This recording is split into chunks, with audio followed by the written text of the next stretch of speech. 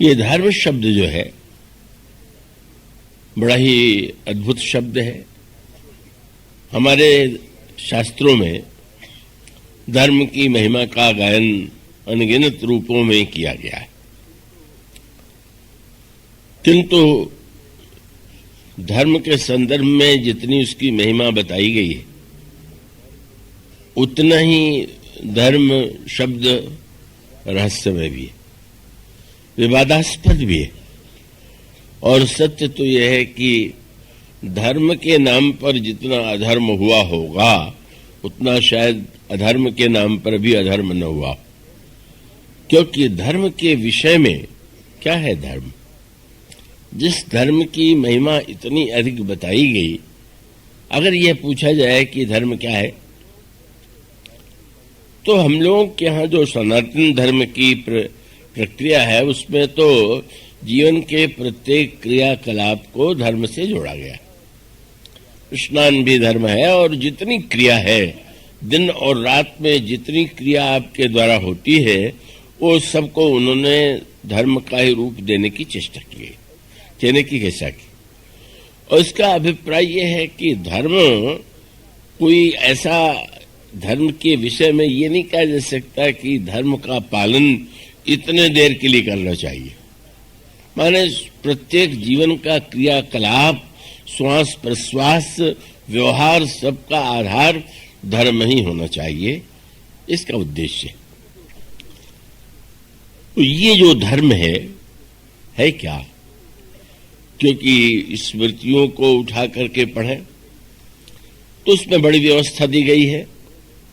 पुराणों के विविध प्रसंगों में धर्म की अनेक बार व्याख्या की गई है, और रामचरितमानस में भी धर्म की व्याख्या चरित्र के माध्यम से, वाणी के द्वारा, विचार के द्वारा संसार के समक्ष रखने का प्रयास किया गया है। वस्तुतः यह जो धर्म शब्द है,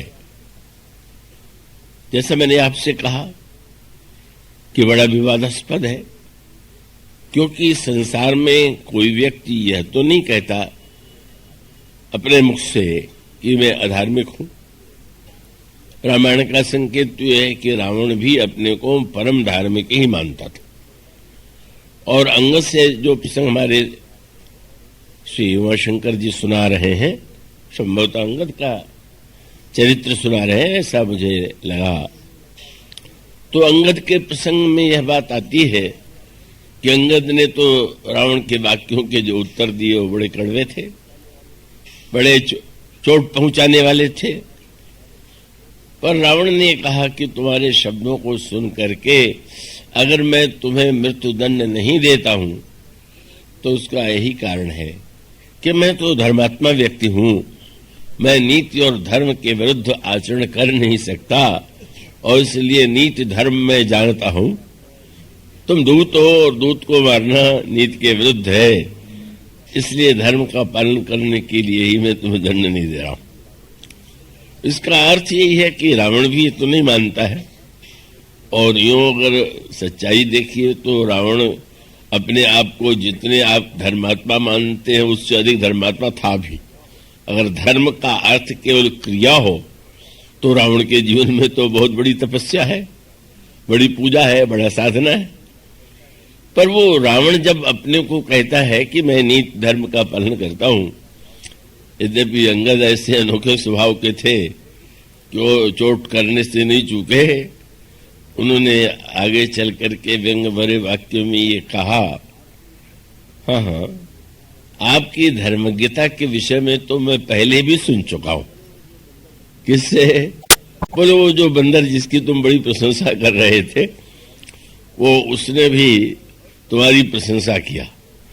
और तुम्हारी प्रशंसा केवल करने की क्या आवश्यकता, तुम्हारा तो संसार में तुम कितने धर्मज्ञ हो ये प्रत्यक्ष दिखाई दे रहा।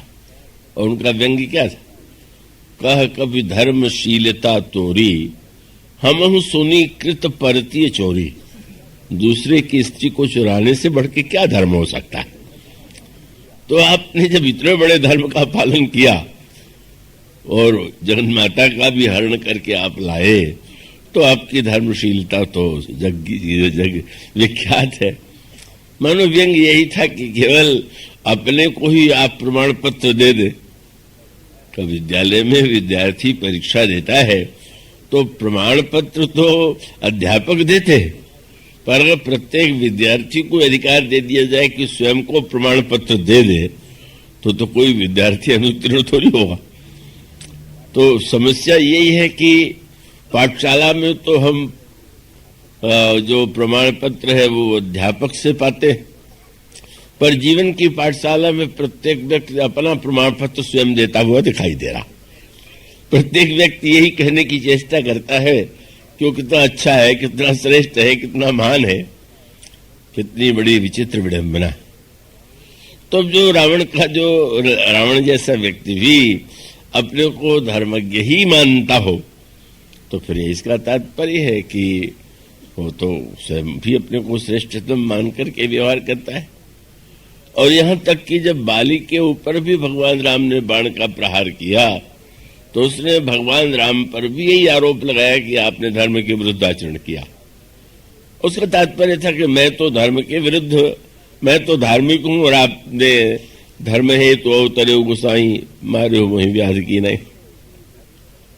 तो इसका अर्थ है कि धर्म शब्द ऐसा है कि जिसके विषय में प्रत्येक व्यक्ति कह सकता है कि यह धार्मिक है, पर क्या कसौटी है धर्म की। और उस धर्म में जो विविधता दिखाई देती है, उस परस्पर विविधता में दिखाई देने वाला जो धर्म है उसको हम किस रूप में ग्रहण करें, किस रूप में समझें, किस रूप में जीवन में उतारने की चेष्टा करें। श्री रामचरितमानस में इसका बड़े विस्तार से उत्तर दिया गया है। महाभारत में भी इस प्रश्न पर विचार किया गया है और वो महाभारत में भी यही बात कही गई। कितना कठिन है धर्म का निर्णय का। अगर वेद के आधार पर निर्णय करें तो वेद भी 4 हैं, अगर पुराणों के आधार पर करें तो पुराण 18 हैं, स्मृतियों के आधार पर करें तो स्मृतियां भी 18 हैं। किसकी बात माने, किसकी बात न माने। तो उन्होंने एक ही समाधान दिया और वो समाधान हम सबके लिए उपयोगी है। वो श्लोक है सुतर विभिन्ना स्मृतिश्च भिन्ना नैको मुनिर्यस्य वच प्रमाणम तब धर्मस्य तत्वम निहितम गुहायाम। जैसे कोई गुफा में वस्तु हो और वहां बैठ करके उसको खोज पाना कठिन हो, इसी प्रकार से धर्म का तत्व जो है वो तो गुफा में रहस्यमय रूप में निहित है। तो फिर उपाय क्या हुआ? तो उनका बस उपाय यही है कि धर्मस्य तत्वम निहितम गुहायाम महाजनो येन गतस्य पन्था।